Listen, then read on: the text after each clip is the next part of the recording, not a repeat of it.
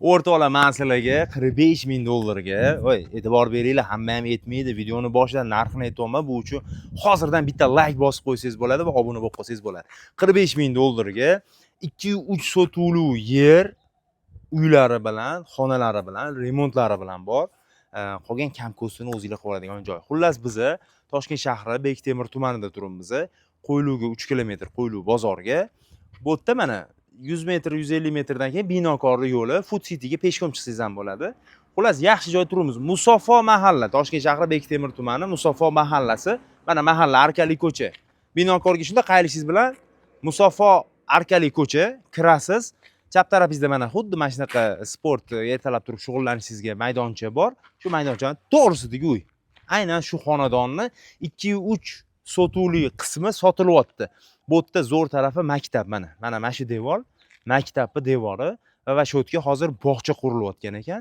Maktabning orqasida esa mana 4 etajli ko'rinib turibdi. Endi sizlarga ko'rinadimi yo'qmi?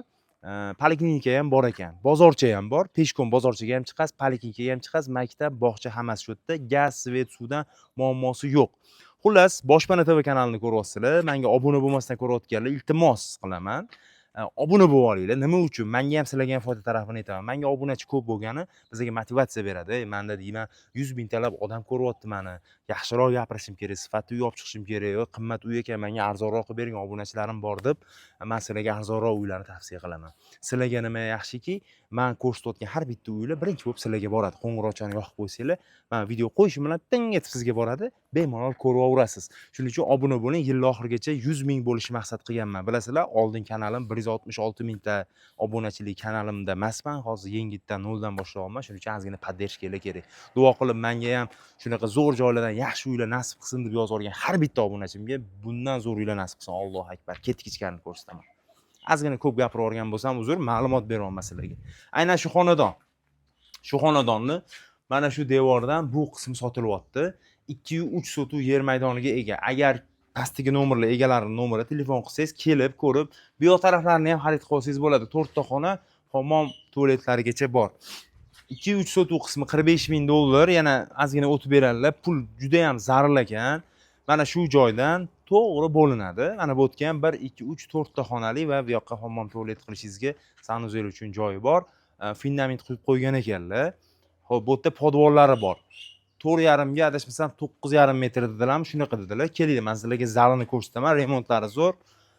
Bemalol mehmon kutsangiz bo'ladi. Xo'p.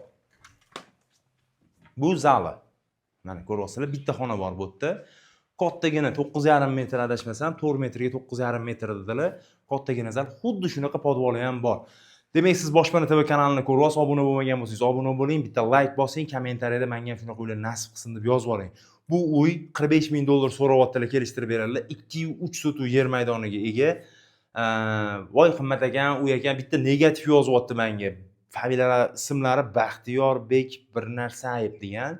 Rosa negativ yozyapsiz, aka. Oldin siz bitta 2 xonali uy qurib ko'ring. 100 mingga uy qo'ysam ham qimmat, 25 minglik uy qo'ydim-ku, 25 ming dollarga uy sotyapti-da. O'shani tegi ham qimmat deb yozibsiz. Sizga tekinga bersa ham menimcha qimmat bo'lsa kerak. Xo'p, uzoqlik qiladi, nega kulasan?